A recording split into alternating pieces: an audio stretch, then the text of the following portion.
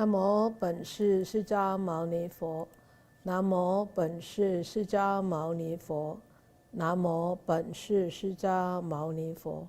We pay homage to our respected teacher, Shakyamuni Buddha.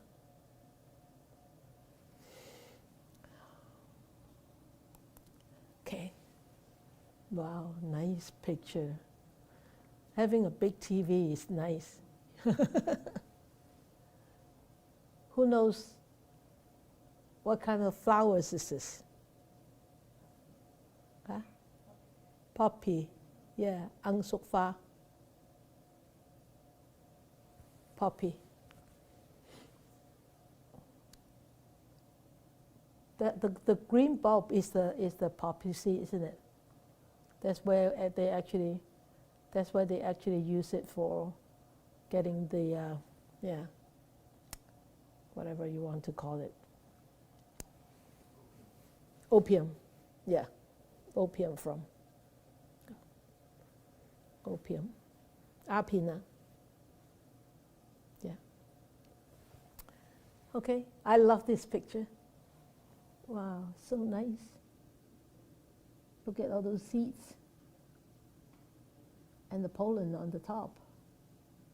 And the green and the yellow leaves. It looks like a northern lights in the background, eh? Bắc Cực Quang. Look like a northern lights. On the TV it shows very well, but not in the book. In the book it just a flat green. But on the TV it's got a lot of depths in there. Nice color. Okay, yours. Smiles. Everybody has a smile on, and that says it all, right? Nice colors. Who? Oh, Titania, good. Titania.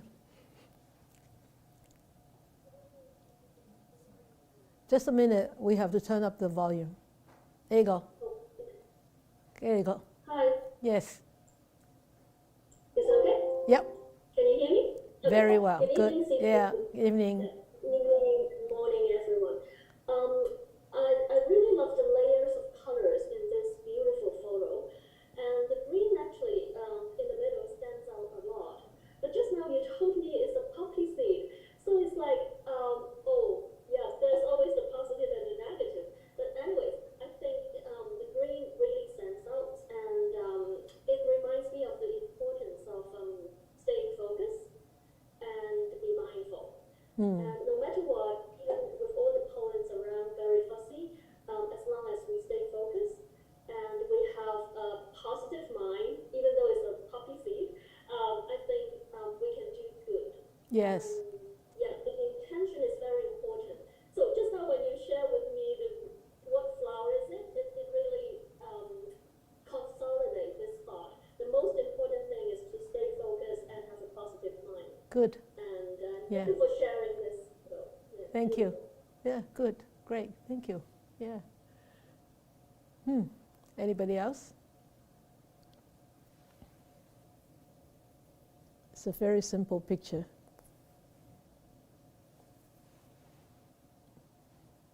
Nora? Yes. It strikes me as about fragility, because you see all those little stamens and you know that they're just very skinny, and I know poppies, the leaves will blow away in the wind. Yeah. Poppies are actually very fragile, hey? They are very fragile, and they don't last very long. But the way they blow in the wind, when the wind blows, the way the poppy moves is so beautiful. It's just like a dancer, like a beautiful ballet dancer dancing. And the stamens, when they sort of swivel around, it's just like a bunch of ballet dancers, dancing on the platform of big leaves. Poppies are so beautiful. Yeah. Okay, anybody else? Thank you, Nora. Thank you.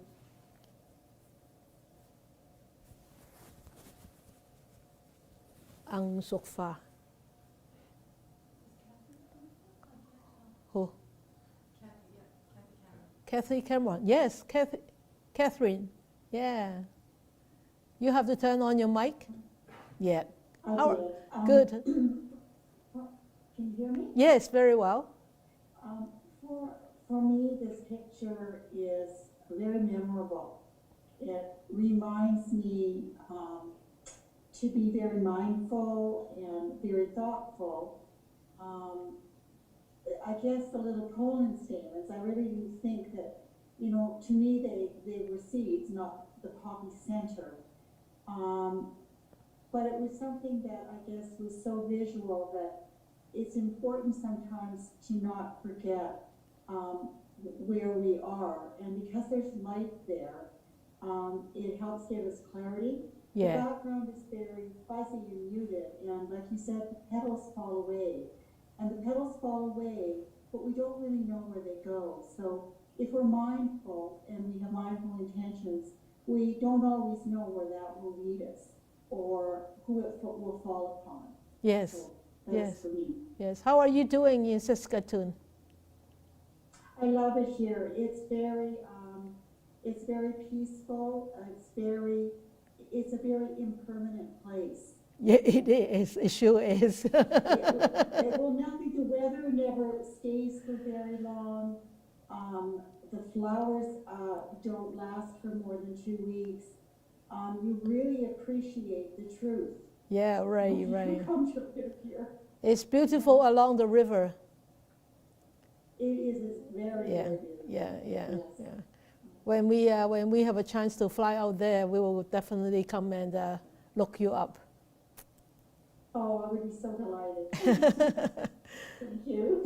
I think it will soon happen. Probably in late fall, we probably will Okay. go out there. Well, when the prisons start to open That up. would be very nice. Yeah, when the prisons start to open up, Yes. we probably go out there. Yeah, Okay. Good. Thank you. yeah. Take care. Hi, Isabella. Okay. Yeah. Okay, thank you, Catherine. Isabella, there you go. You're welcome. Yeah, good evening, Sifu and everyone. Yes. When I see this picture, the first thing pop up is how simple it is. It only has two colors, the yellow and green. But we can say we only have two colors, but actually there's different degree of green and different kind of yellow. Yeah. And then it's so pretty because it's so simple. If I always think like pretty or something beautiful must be colorful, like a rainbow color and then a lot of color, glitter, and a lot of things. But if I have to keep my life simple, I only need two things, maybe happy and peaceful. Yeah. That's all I need. I don't need something Exactly. more than that. Yeah, very so good. The green and yellow may be my only thing I need, which is happy and peaceful. That's Yeah, all. that's very nice. That's very. Thank you so much. Thank you. That's you've been inspired by this picture. Just stay simple life, happiness and peace. Yeah, it's not bad. These two things are actually not easy to achieve, really, right? But it's very good things to have in life. Yeah, good, wonderful sharings. Anybody from the floor here? No? I didn't think of. Just a minute. They have a mic for everybody. So when you want to speak, you come up and get the mic. Thank you, Eva. I didn't think of this until I saw it on the screen, because it is different when you see it on the screen. Yeah. But it makes me think of a stupa with little sentient beings swirling around it. Oh, yeah. And I never actually thought of it until I just saw it does now. look like a stupa, eh? It does, yeah. Yeah. Mm. Yeah. So that's what I wanted to Yeah. share. Good. Wonderful. You have anything to share? I'm just thinking about this poppy because I love that particular flower. And I agree with you. Like, I remember planting it, wanting it to spread. And I had to try a couple of years. And it was so fragile Yes.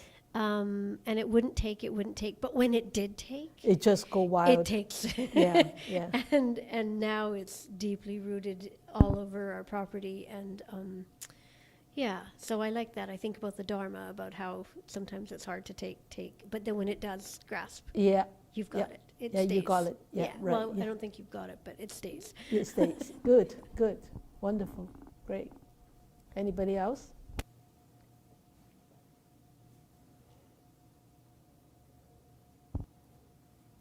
No? Okay. Wai-Fun, yes.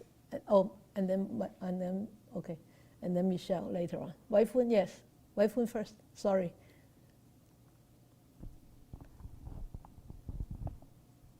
Sifu and everybody, can you hear me? Good morning, yes. I think that these flowers, they have prepared well, very well prepared for themselves, but they still need conditions. Just like the bees, butterflies, or Yeah, wind right. blows. Yes. So I think just like us, we want to have the sweet fruit, or just like this flowers fruit, but we still need conditions, just like we have to do the wholesome things to have a wholesome heart. Like that. Yeah. Good. Thank you. Great. Michelle. Hi everyone. Hi, Good Sifu. morning. Yes. The color of the photo is, I feel like, so refreshing, Yeah. and the contrast is very rich. Yes. The little yellow seed in the middle for me is like thoughts and experience, and the green in the middle of the poem is like being standing very still there with faith, mindfulness, awareness, and concentration. Mm-hmm. The yellow petal shows the beautiful details of the color, and the shape looks like the petal. The shape looks like a yellow bird to me. Oh, yellow bird. Yeah, it does look like a bird flying, eh? It does. Yeah. Good. Great. Thank you. Nice. Anybody else? Even if a small group, it's such wonderful sharing, isn't it? Yeah. Good. Anybody else? No? Okay. This poppy seed, this poppy flower, as we said, poppy flowers are actually very fragile. But what you get out from poppy seeds are actually very powerful. Yeah? So just the poppy plant itself could produce such a fragile flower, but yet the fruit that it carries is so powerful, and it could be very useful in many aspects, especially in medicine. It's very, very useful. So never underestimate a fragile item in your life. Never underestimate your weakness. If you use it right, maybe you can turn it into a very strong strength, But if the strength is not used properly, not correctly, it could be very harmful. It could bring on a lot of harm and hurt to yourself, to others. That's how I see from this picture. When I look at this picture again, this is how I see it with this poppy flower.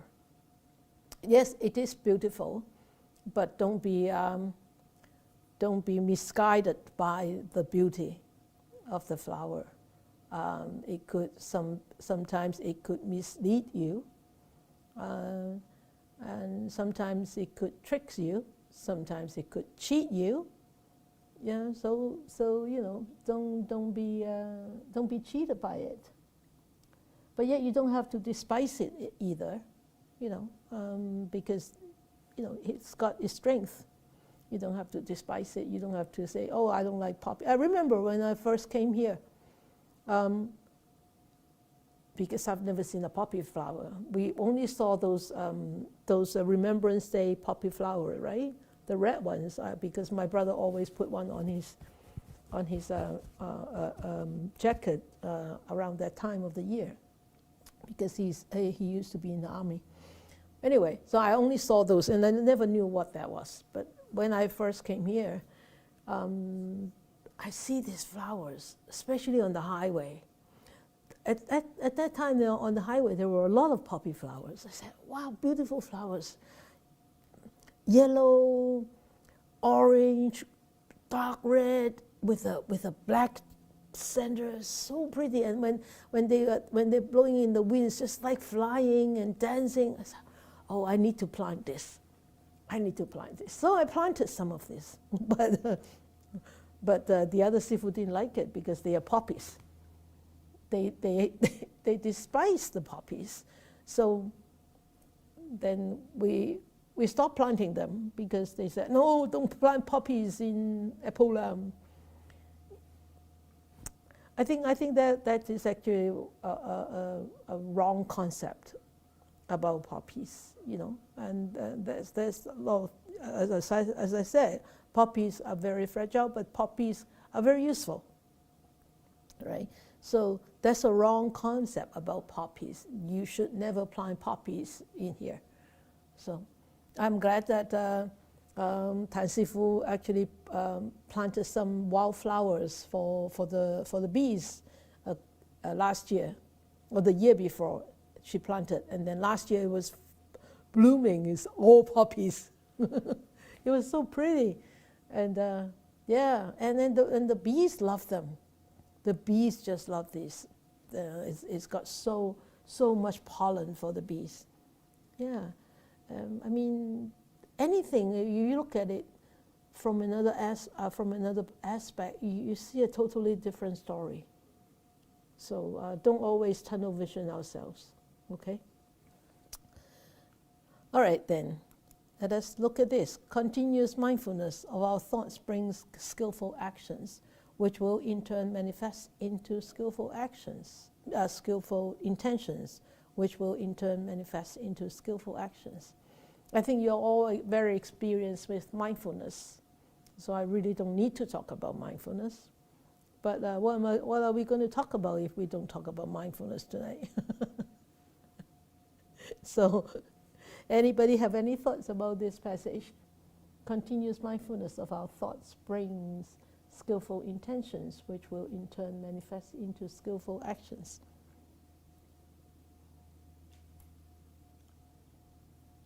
Anybody have any insight into this passage, or you just want to go on?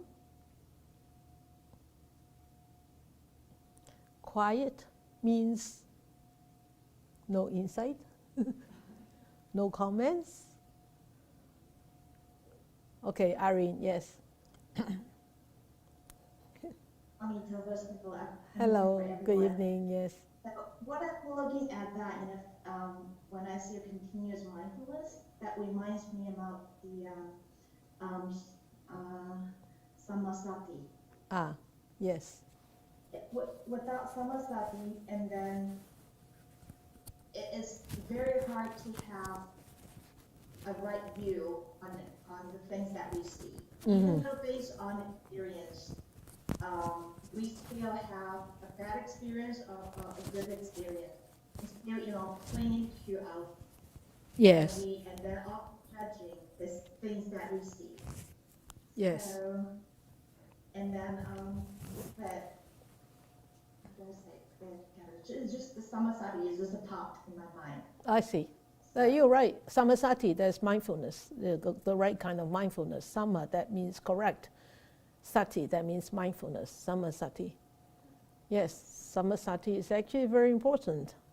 That's why continuous mindfulness, yes, of our thoughts. Good. Thank you. Yes. Grab a mic, please. I think you should put the mic in the middle so that. There you go. Yeah, great. Okay, I just want to say that the word continuous is a bit daunting to me.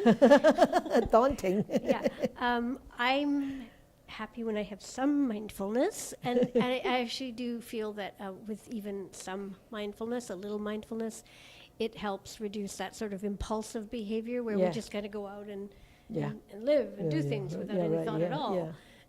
But with some mindfulness, I feel like now I have more time to process and think and choose. Yeah. Yeah, so I just wanted to mention that.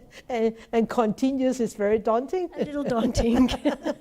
Can you imagine, you have little mindfulness, you're already so happy. Can you imagine if you have continuous mindfulness? Oh, that would be a happy angel here. I can be very hopeful. Yeah, good. So, just leave it on that, yeah. Anybody else? Continuous mindfulness. No? This is an interactive session. Come on. Hey, people. We have 23 people. Okay. Yeah, you're all waiting. Mindfulness. Where does mindfulness come from?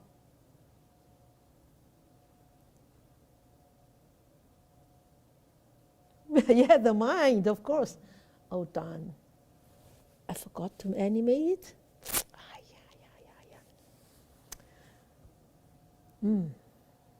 Okay, never mind. Forgot to animate it. Then, so I give you the answers. The mind, it is the mind. Where is the mind? The mind is the starting point. The mind, when it starts, is you're working. When you, what it means, it is the starting point is if you want to bring happiness, if you want to understand your mind, if you want to change yourself, if you want to correct, you want to transform, you want to transcend, whatever you want to do. If you want to live a better life, a happier life, it has to start from the mind. Because material-wise, it cannot bring you that kind of happiness that will stay. Okay, so that the starting point is from the mind, at the mind level. And the mind also is the focal point because you are focusing on understanding the mind. Looking at the mind, understanding it, knowing it, and noting it. So that is the focal point.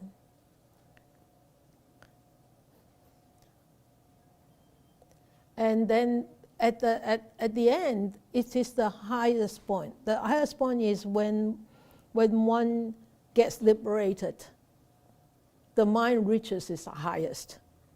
Highest in a way of like perfection. Complete eradication of all the fetters, all the taints. So it's highest in its clarity, highest in its purification, in its purity, highest in its focus, and highest in its non-bias. Whatever you want to give it is highest there. So the mind, for us, the mind is everything. The mind is where the wholesome qualities are there.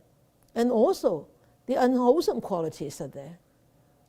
The mind is where all the good karmas are there, and also all the bad karmas are there. So, everything is in the mind. Everything is from the mind. How we live our life, how we see our lives, how we look at people, how we deal with people, how we interact with people, everything is from the mind. Nothing else. Okay? So how can we actually train our mind or teach our mind? What is the best way to teach the mind? So the best way to really teach the mind is first start to know about it. Start to know about that, and I don't know whether you experience that. I'm sure you will experience it. You have already experienced it because you have been meditating. You start to, and you would, wow, really? You are like that, right? Right? Everybody nods. Really, you are like that? So that's the starting point, right? You understand. You know it. You know it. So it is so close to us, but yet we don't know it's there. But only when you start to develop, you start to educate, you start to cultivate that awareness, that mindfulness, then you start to have a glimpse of yourself about this mind, or about the state of the mind, or about the quality of the mind. Anyway, let us just use the mind. So that is the starting point, is knowing about it, knowing about the mind. Okay? And then after knowing it, what should we do in order to actually correct and change it? We need to start to direct it, right? We need to start to direct it. You go this, you go, if you want to go east, you have to turn left. If you want to go west, you have to turn right. Then you're directing it. So when, at the time when we start to direct the mind, that we need to be very focused. And that's the very important point there. That's the focal point. Because whether you're going off the road, whether you're going to veer off from the path, or you're going to stay on the path, that's the focus there. Okay, that's how you direct it, how the mind is directing you to stay on or to stay or to veer off. So that becomes the focal point, right? That becomes the focal point. And so that focal point, we could be very strong. I say, okay, I'm not going to veer off, no matter what, I'm not going to veer off. But sometimes it could be very weak, right? If we sort of like being tempted, yeah, right? Being tempted. Oh, I'm a vegetarian. Yeah, you're a vegetarian. You're vegetarian, okay. But when you go out with all your friends, and they're eating chicken, and they're eating crabs, king crabs, and they're drinking red wine, and you just have a coleslaw, or you just have a whatever salad, or the more you get is French fries or endless fries, and you look at their plate and you look at your own plate, you say, I become very weak. Can I have some king crab? Can I have some chicken? Then you lose that focus. Because the mind could be very strong sometimes and could be very weak.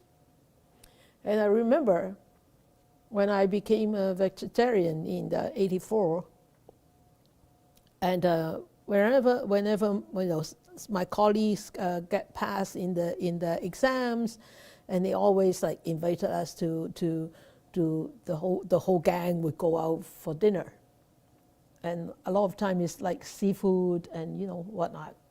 Big feast, 12 dishes, Chinese meal, it's like that.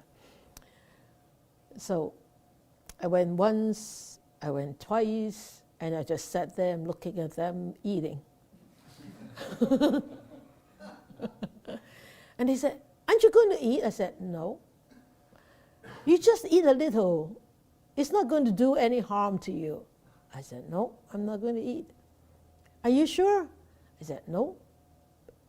So, first time, they don't make special dish for me. Second time, they don't make special dish for me.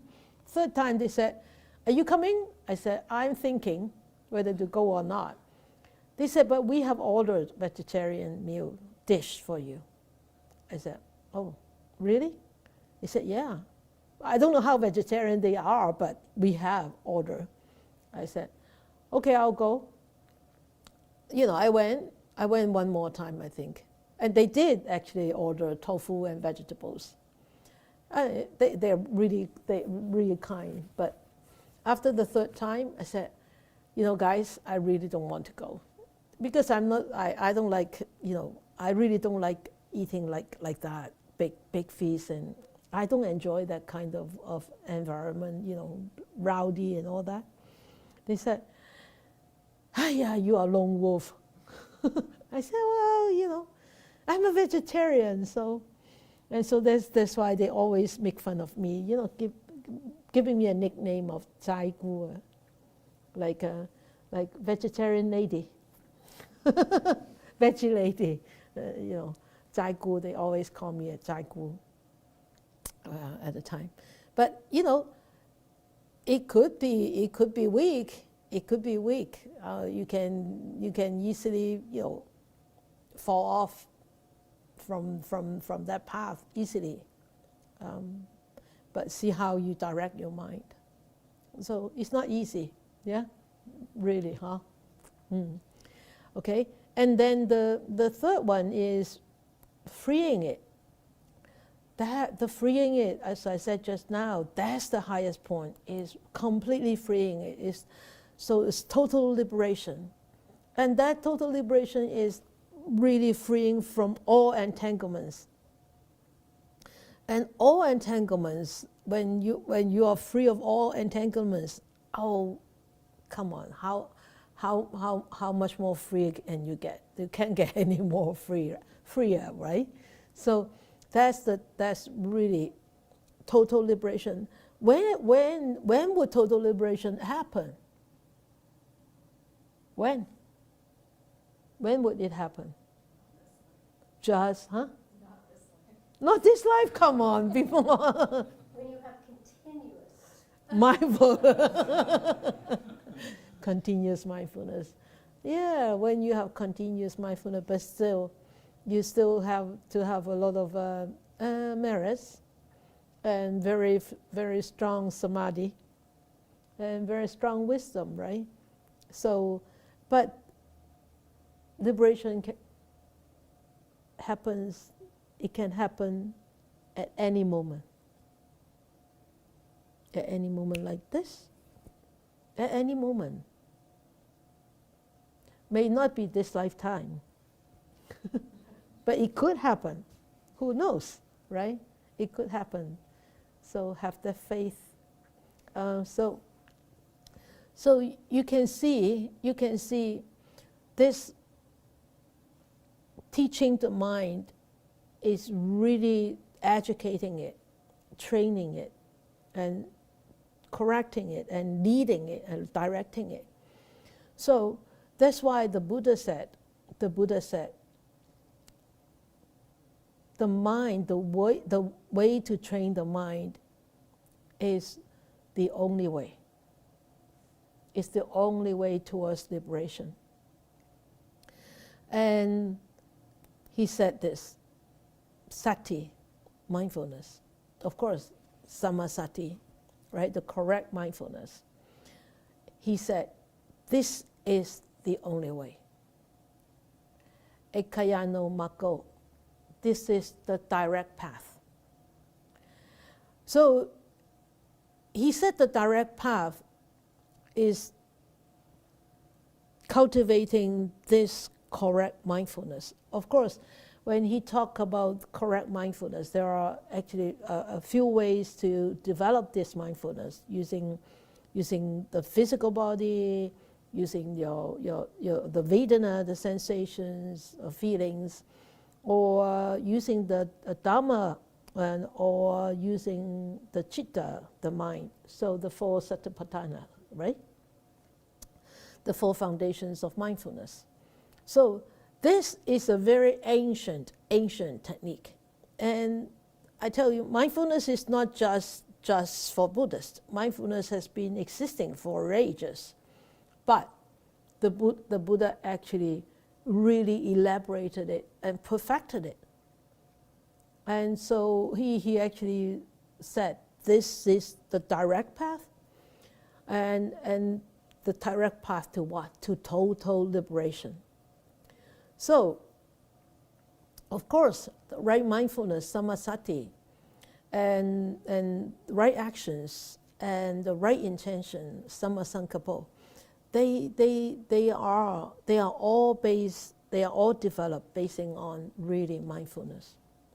Anytime, anywhere, with anybody, this is applicable to everybody, to anybody. Whether you have whether you are you have different faith or different religion doesn't really matter. But we all need mindfulness, the right kind of mindfulness. So, sati. We look at this sati. So, sati, mindfulness, right? So this samasati, I should have written down samasati. So sati, this word, mindfulness, appears everywhere in the Buddha's teachings, everywhere. And no matter whether it's this Mahayana, whether it's Theravada, whether it's the Tibetan, it really doesn't matter. It's everywhere, okay? And samasati, you can see it a lot of different teachings across the whole Nikaya or Agama. And we can see sati spreads over to in the Eightfold Noble Path, right? So you should be able to remember the Eightfold Noble Path. I'm going to ask you later on, don't worry. Be prepared for the test, okay? Jeopardy or whatever you want to call it, okay? So that is in the Eightfold Noble Path. That is the seventh factor. And then it is also one of the three pillars of practice, the practice of samadhi, okay? And then sati is being taught also in the seven factors of enlightenment, okay? Chakokji. And also sati is being mentioned in the five spiritual faculties, Mgan, Mlek. So you can see sati, mindfulness, is everywhere. These are the core teachings of the Buddha, right? And it's everywhere. And so let us start to look at them. That means you cannot do without sati anywhere in your practice as a human being. You cannot do without sati. So now let us look at this sati in the first category, in the Eightfold Noble Path. So, Eightfold Noble Path, who can give me the first factor?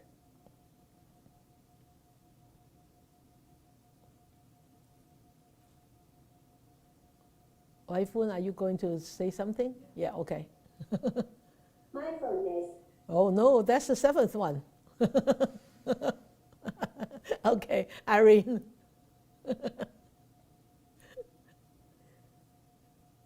Irene. Right view.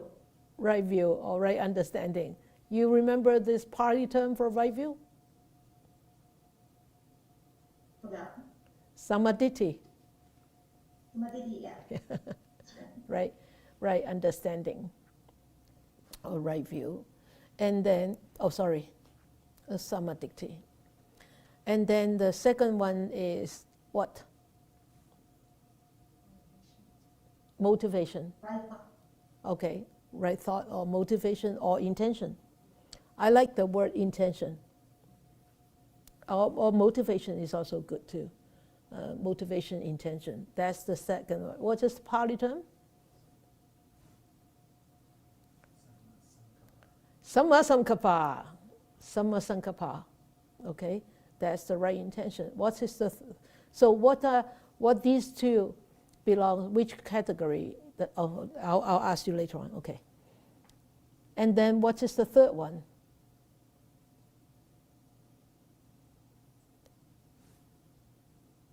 Right speech? Okay. What is right speech in Pali term? Samavacha. Okay. Okay. So what is the fourth one? Right action. Okay. What is the Pali term?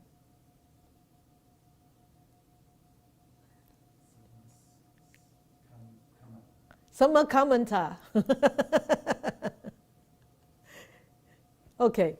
You know, Wednesday people got all the tests. It's about time you get some tests. You know. Okay. And the fifth one is right. Livelihood. Very good. Livelihood. Yes.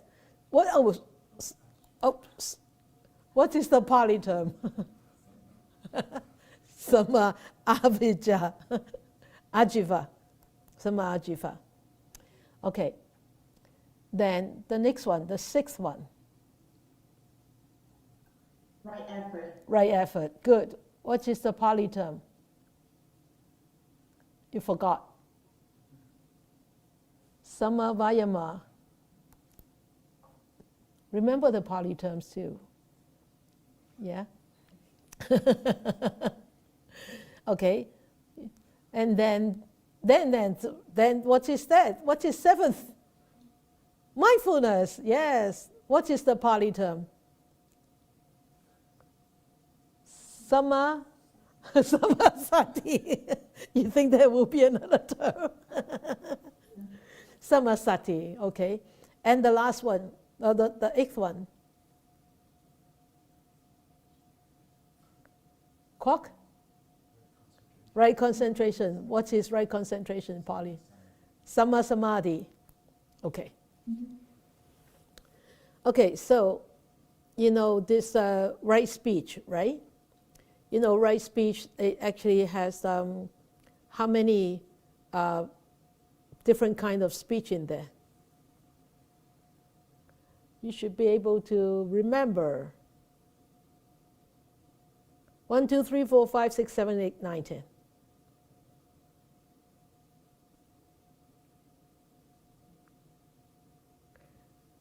Recall from your memory.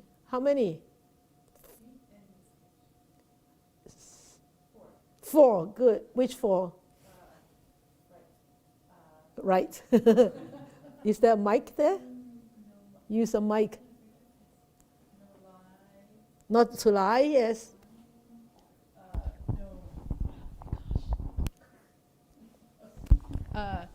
No lying, no backbiting, Yep. no harsh words. No harsh. Yep. And, oh no, somebody help me with the fourth one. I can't remember the fourth one. Idling. Ah, gossip. Thank you. Yeah. Thank you, Gossip. thank you. Yeah. Gossiping. Remember 4, okay. What about right action? How many with right actions? Which in the 5 precepts are right actions?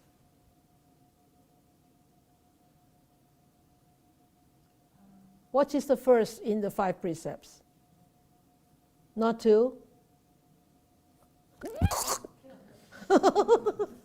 Oh gosh. What? Strangle. Strangle. Not to kill first, yes, not killing. What about the second one? Not to steal, yeah. And then the third one? Not to lie is for speech. Sexual misconduct, yes. Yeah? So right actions, remember that, okay? Okay, then, and right livelihood. So you all understand what is right livelihood, right? Hopefully. That means you actually take on career, professions, not actually unwholesomeness. I remember I got a phone call the other day, 2 weeks ago maybe. A young man from Hong Kong called me up. He said he noticed that his boss was lying, but his boss was very helpful to him.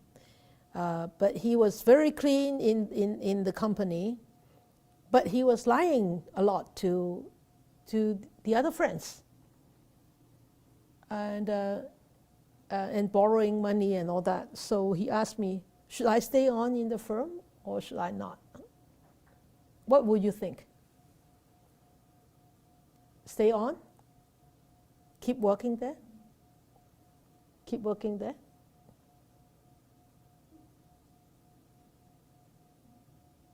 also depends what kind of job it is. I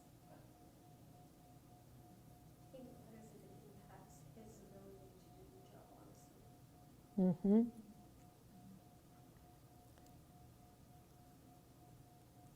Try to help your boss and correct him? Try to help the boss and correct him. That's very good, Nora. That's actually very good to actually tell your boss not to lie. It also depends on how it's impacting you. Yeah. Of course, it's how impacting you, yeah. If you don't feel correct, if you don't feel right? And he asked me, he said, okay, if I work for a boss who is actually, for example, making money because of cheating, but I'm not helping him to cheat. I'm just working in the company. So he said, should I quit? Should he quit? Kwok said yes. I think if you're contributing to the company and the company is dishonest and cheating, then you're part of that. So Yeah. You should quit, yes. What about if you're working in the casino and you're just a janitor?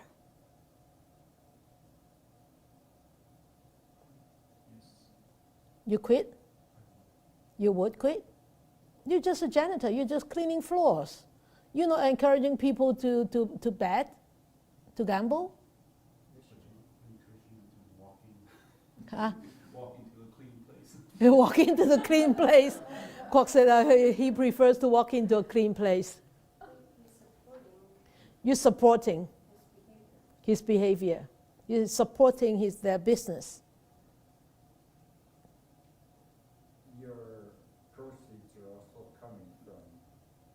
Your salary comes from the proceeds of the gambling games, yes. It's hard, isn't it? So I explained to him, when they're in a murder, there is a first degree murder, there is second degree murder, there's manslaughtering, and what else? Third or fourth or fifth degree, right? Or whatever. So, first degree murder, of course, you kill that person, you premeditated. And then second degree or third degree or fourth degree, that means you actually what? You're not premeditating, but you're supporting, right? For example, you're just driving the car and the other guys kill somebody else. So you committed a crime too, right? So we need to be very careful with right livelihood. I don't know whether you heard this story before. You probably said that I haven't told this story before. Many years ago, I think almost 20 years ago, when I first started teaching, I went to a friend's house in Chilliwack, and have a very small group at that time because they wanted me to go. That's how it started on Tuesday. They had Tuesday book reading Buddhist books. So they wanted me to be there. So I started teaching. I started teaching the Noble Eightfold Path. And when we were talking about right livelihood, there were a couple there, and I asked them about examples of right livelihood. And so I asked them, okay, so they gave me also of examples. And then I said, what about running a farm? Is running a farm right livelihood? Like what you call, like with chickens and all those, with cows and cattle and goats. He said, yeah, it's a right livelihood. I said, that's not a right livelihood. It is a right livelihood. We look after our chickens like as if they are our families. I said, do you eat your families? They didn't like it. They never came again. They never came to the Dharma talk. Honestly, do you eat your families? They said, no, we raise them in very humane way, and we kill them in very humane way. I said, is there any killing called killing in humane way? That's crooked, isn't it? It's crooked. Any killing cannot be humane, especially it's for your food, right? And I said, do you eat your families? And they just had their eyes wide open. Of course, they didn't like it, right? They never appear. They disappear completely. But that was. So I was, I was very straightforward. I was, I'm this kind of person. I'm a very straightforward person. I mean, I can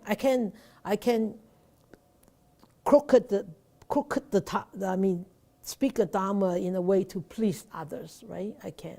It's not right. So, right livelihood is, one has to be very, very careful. And remember I told you about selling liquor and beer and whatever, remember? How many lives without hands? 7 only? Really? Oh. Huh? How many? How many?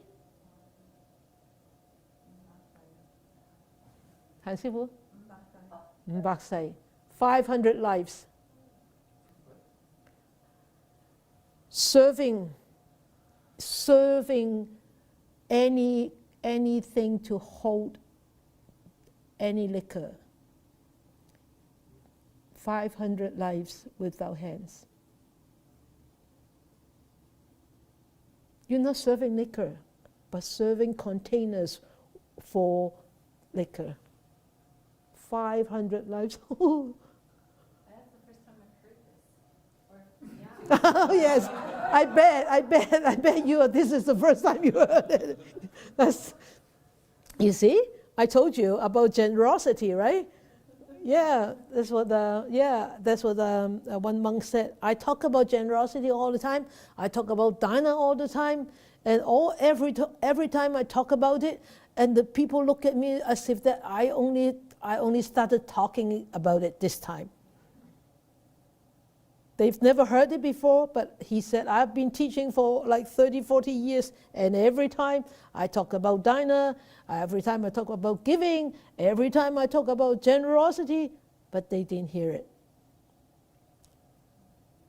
So, yes, I haven't told that story before. I heard it. I really did hear it today.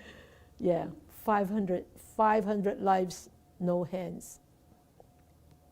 So, okay, so right effort, you know what is right effort, right?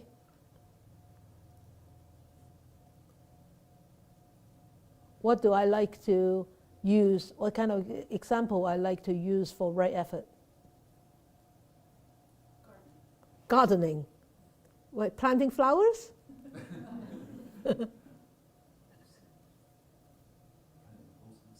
Planting wholesome seeds and then getting rid of all the weeds. Yeah, picking out all the weeds, right? Yeah, I like to use that example. Remember that piggy pulling out the weeds, yeah? So you can see these Eightfold Noble Path, I highlighted them with 3 colors. So the 3 colors are the 3 pillars of practice. Okay, the previous slide that we looked at, the 3 pillars of practice. The first one is the right understanding, and the right thought is the practice or the cultivation of wisdom. Wisdom, good, Irene. What is Pali word for wisdom? Panya. Panya, Yeah. Okay, good. So, what about the one in blue? Right effort, right mindfulness, right concentration.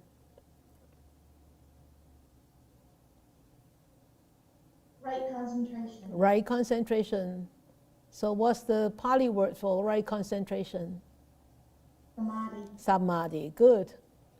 So what are the three in white? Precept. Sila. Yeah, sila. Precepts, morality, ethical conduct. So these three pillars, you see, the three pillars actually are the practice of the Eightfold Noble Path. And the Eightfold Noble Path is the last factor of the Four Noble Truths, right? The path. So you can see they are all interrelated. They're all interrelated. So then we start to look at these the three pillars. Actually, the Buddha spent the whole 45 years in his Dharma life to teach one way or another, or these three things. Okay? And this is the path. So you can see these 8 factors actually helping us to really progress and perfect in these 3 aspects. Okay? So do not think that these 8 factors are linear. They are not linear. They are actually all interrelated together. Oh, I forgot to put in a diagram. It's, with right understanding, you connect. You connect to right thought, right speech, and it all affects each one of them. Okay, so these 8 factors are all like intertwined together. So it's not linear. Okay, so remember that. Okay, then the next one is the 7 factors of enlightenment, 七覺支. So, who knows the 7 factors? The Bojjhangas. You should all remember. You should all know.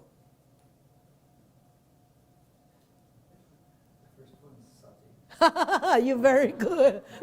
First one is sati, mindfulness. Okay, sati. 憶念覺知, sati. So what's the second one? Investigation, yeah. So you know the investigation in Pali term?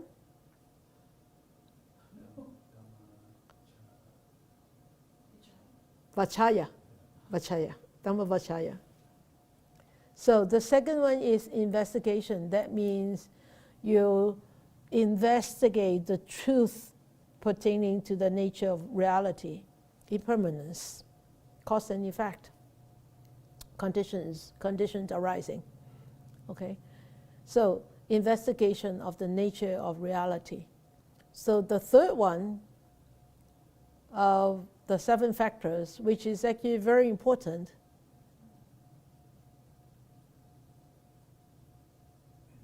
energy, which is efforts, virya, right? Energy. Okay, so when you're all developed in these, then you will naturally come to a place where you will start to have some joy. Joy. What is joy in Pali term? No, sukha is happiness. Piti. Okay, that's piti, that's joy. That because you practice the Dharma, then naturally there will be this joy. And with this joy, it brings on tranquility. Good. What is tranquility? Pasati.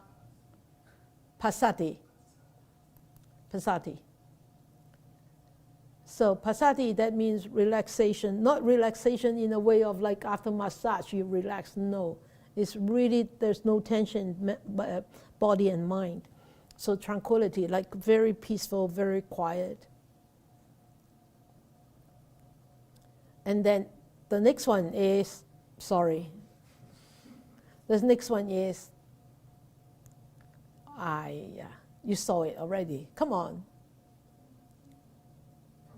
Concentration, very good. Samadhi is waiting to come back. Concentration, samadhi. Okay, and the last one. Upekkha. What is upekkha in English? Equanimity. Good, Michelle. Upekkha, equanimity.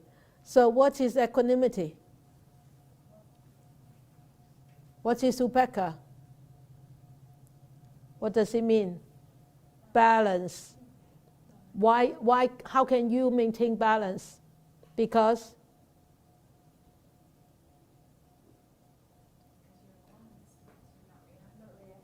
not reacting, because then you start to, because you see things the way they are.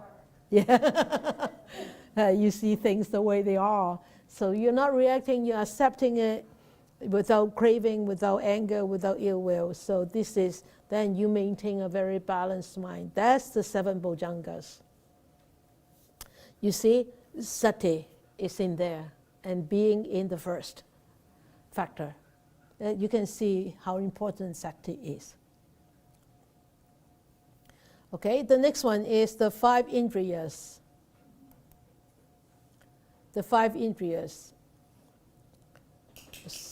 So what is the first one?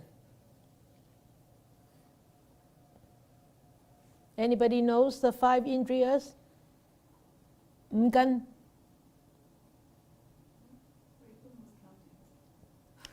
Mei Fun is counting. Wai Fun is counting now. The first one, okay, I'll give you a hint. Start with F, ends with H. Good, faith. Okay. What is Pali term in faith? Start with S, end with A. Satta, yeah, satta. Remember I correct you, not sattha. Satta, satta. The faith, right? So what is the second one in the 5 spiritual faculties?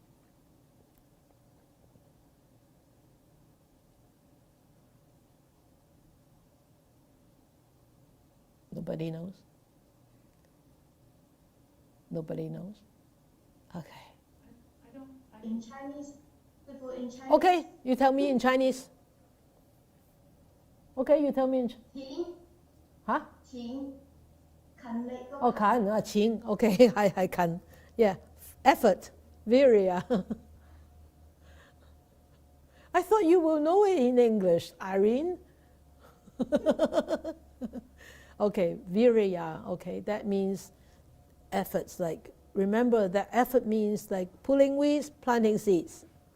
Okay? Remember, always this effort means pulling weeds, planting wholesome seeds. And then the third one, you should all be able to guess. Mindfulness, Michelle said, right? So sati, or sati could actually have another meaning. You can actually define it as memory. You recall, you remember. So when you wander off, and you're sort of enjoying that wandering off, and all of a sudden you remember you should what you should be doing, right? I'm supposed to be here, sitting, or I'm supposed to be here listening to Dharma talk, and I wander off. That you recall that memory that what you're supposed to be doing. So that's also a functionality of sati. Okay, being able to remember or recall. So what is the fourth one? That comes with mindfulness. After being very mindful, after being very still, then you start to develop a very focused mind, concentration, stillness of the mind, samadhi. And then after this samadhi, when there is such a stillness of the mind, there's so much sedimentation, so much filtering, so much purification going on, then you definitely will reach a place where you become Wisdom. wisdom, wisdom, right? Panya. So understanding, comprehending the truth, and when you start to comprehend the truth, you start understand more about the truth. You become more equanimous, upekkha. So upekkha got strengthened. And when upekkha gets strengthened, then you start again with faith, effort, mindfulness, stillness. It's all like they all intertwine with each other. Remember, these are all listed out like this, but they are not, they go like this all the time. Okay? So with sattva and wisdom, they are so much together. Without faith, you will not practice on this path. And because of faith, you will start walking, and putting effort in. And with such a strong effort, you start to build up this very, very strong mind. I will say no to unwholesomeness. I will say yes to wholesomeness. And I will abide by my morality.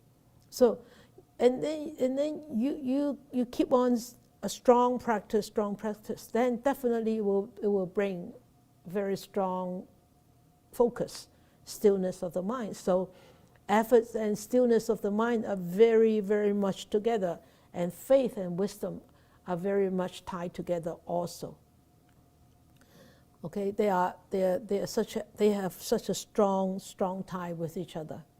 And look at mindfulness. It seems that it is on its own, but it is not. It ties everything together. Right? Agree? Without mindfulness, you can't do anything. You don't get anywhere. You can't get anywhere. Okay? So, samasati.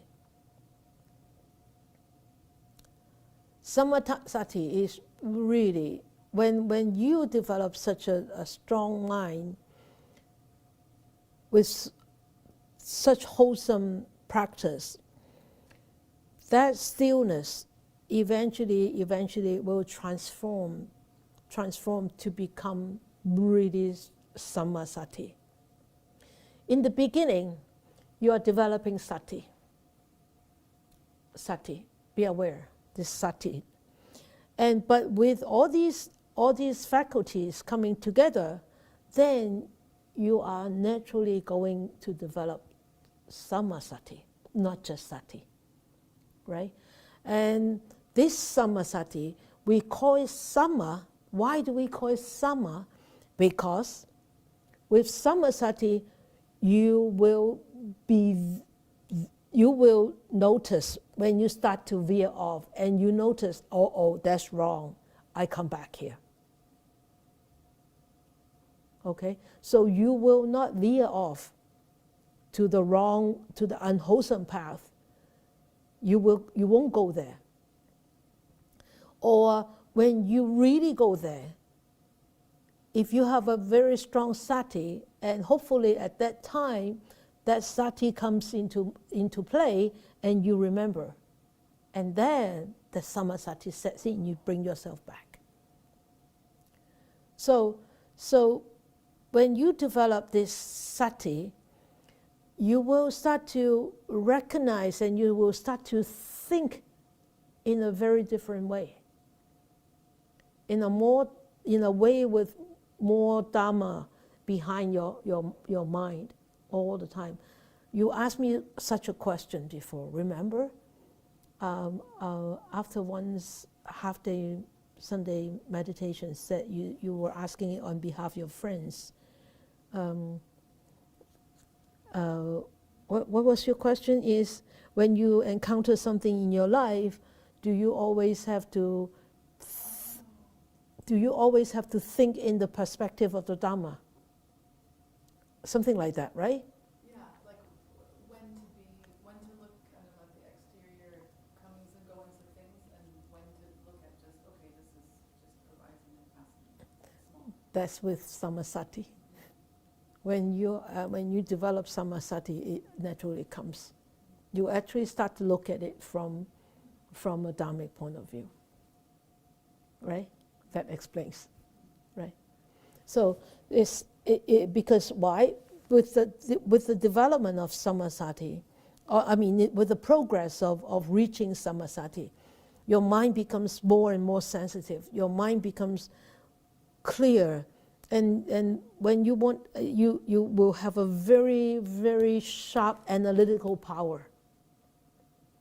And that analytical power is not analyzing the superficial one. It's really analyzing from the Dharma point of view. Okay, so it is actually very, very, very strong, a very strong mind at that time. So that's why the Buddha said, when somebody is really cultivating samasati and walking on this path, they are called Mahapurusa. You know, Mahapurusa is like great beings. Maha, that means great, right? Purusa, beings.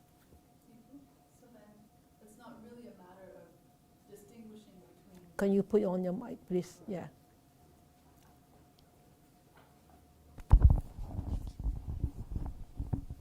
So then, Sifu, if I go back to that question, then it's not really a matter of distinguishing the exterior from the interior. It's just you hone in on exactly that piece when you need it.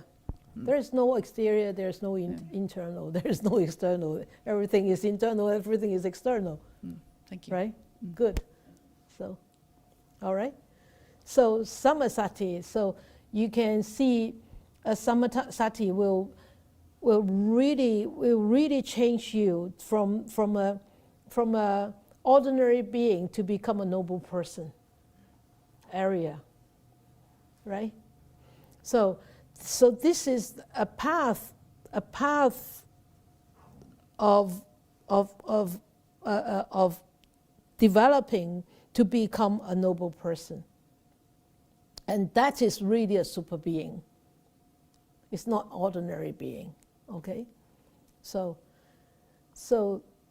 with mindfulness, and you can see this is the way, and because the Buddha said this is a direct path, the direct path of helping us to do what with mindfulness, with sati or with samasati. What is the most important aspect that mindfulness help us? Is the first one is really help us to surmount the sorrow and lamentation, remove them. Remove all this, right? When you become mindful, if you're sad, if you're sad, if you are like very down, when you become mindful of your sadness, when you become very mindful of your depression, at that moment when you become mindful, that little moment, you are not sad, you are not depressed anymore. That's why continuous mindfulness is important, because the next moment you don't want to be sad and depressed. And the next moment, you see, that's why continuous mindfulness is so important. Because why? We are ordinary beings. We definitely have emotions. We definitely have ups and downs. And we definitely sometimes we forget. But once we remember, we hope that we can remember more with more moments of remembering. So we don't drown ourselves by those emotions. You see, people with severe depression, with severe anxiety, why? Because they let themselves be drowned by their own emotions. they don't know how to pull themselves out. And by the time they wanted to pull themselves out, maybe it's already, they are in deep water, right? So don't let yourself to be drowned by those emotions, not even a bit. Be very mindful and just, help yourself to pull yourself out, okay? And then the second one is what?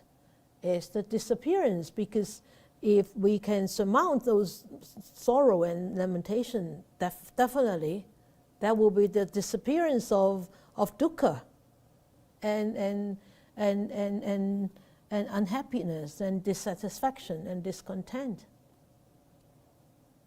So you can see why the Buddha said this is the direct path to liberation,